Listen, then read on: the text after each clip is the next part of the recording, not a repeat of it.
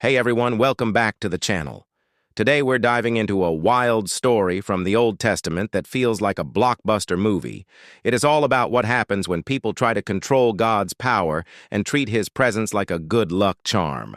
So grab your popcorn, because this gets intense. Our story starts in 1 Samuel chapter 5. The Israelites have just lost a major battle against their rivals, the Philistines. And not only did they lose the battle, but the Ark of the Covenant, this sacred box that symbolized God's very presence, was captured. The Israelites had wrongly brought it into battle, thinking of it as a magic talisman that would guarantee victory. It didn't work. So, the Philistines are ecstatic. They've defeated Israel and captured their God. To celebrate, they take the Ark and place it in the temple of their own deity, a fish god named Dagon. They set the Ark right next to Dagon's statue, as if to say, "Our God is greater than yours." But they're about to learn a powerful lesson. The next morning, the priests of Dagon walk into the temple and find their statue has fallen face down on the ground, right in front of the Ark of the Covenant. It looks like it's bowing in worship. They probably just chalk it up to a clumsy accident, so they pick up their statue and put it back in its place. But the following morning, it gets even more dramatic. Not only is Dagon's statue face down again, but this time, its head and hands are broken off. Lying on the threshold, only the torso is left. The message is crystal clear. There is no other God besides the God of Israel. Dagon is powerless before him. This event was so impactful that for generations, the people of that city avoided stepping on the threshold of Dagon's temple. But God wasn't finished. His hand grew heavy on the Philistine city. A devastating plague of tumors broke out, and the people were in agony. Panic spread like wildfire. The leaders of the city cry out, "We can't keep the Ark of the God of Israel here. It's destroying us." So they decide to move it to another Philistine city called Gath. Bad idea. As soon as the Ark arrives in Gath, the exact same thing happens. A plague of tumors strikes the city, causing mass chaos and death.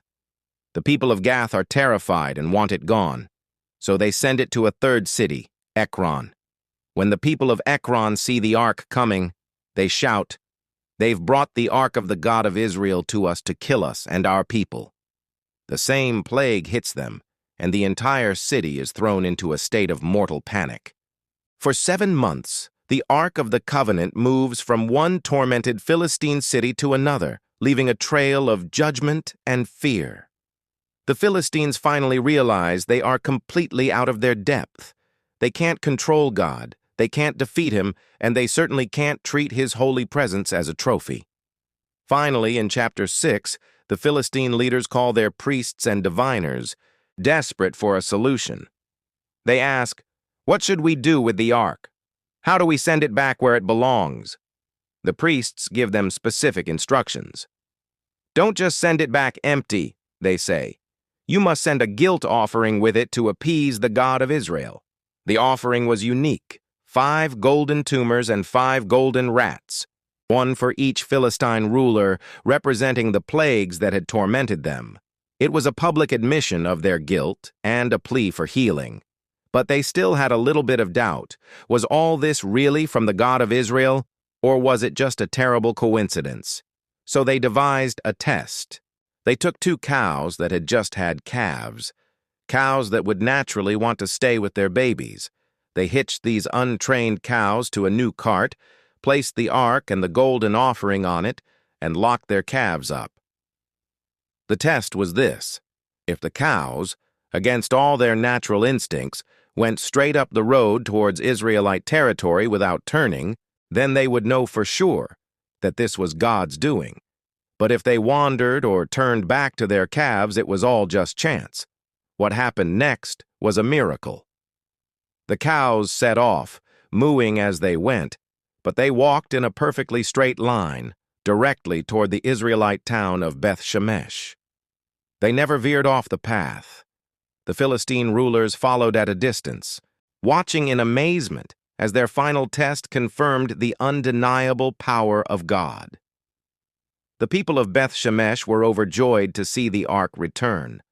but their story ends with a somber warning about the holiness of God. The point is clear: God's presence is not something to be taken lightly or manipulated. It's a story of reverence, awe, and the undeniable sovereignty of God. Thanks so much for watching. If you found this story as fascinating as I do, hit that like button and subscribe for more deep dives into the Bible. See you in the next video.